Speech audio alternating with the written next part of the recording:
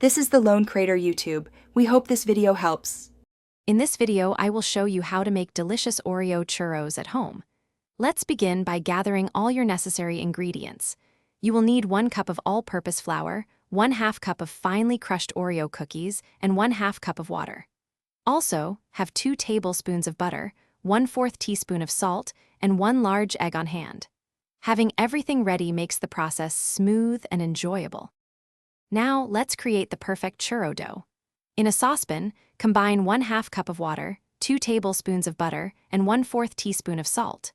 Bring this mixture to a gentle boil over medium heat, then remove it from the stove. Quickly stir in 1 cup of all-purpose flour and 1/2 cup of crushed Oreos until a cohesive dough forms. Finally, beat in 1 large egg until the dough is smooth and well combined. It's time to fry these delightful treats.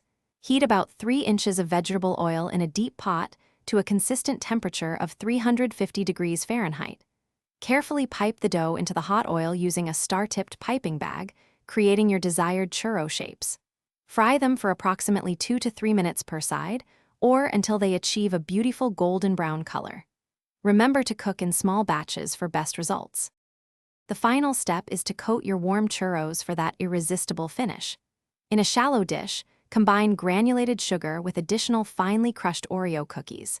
Immediately after frying, roll each warm churro in this sweet and crunchy mixture, ensuring it's fully coated. Serve your homemade Oreo churros right away to enjoy their fresh, crispy texture and incredible flavor. A side of chocolate dipping sauce makes them even more special. Thanks for watching.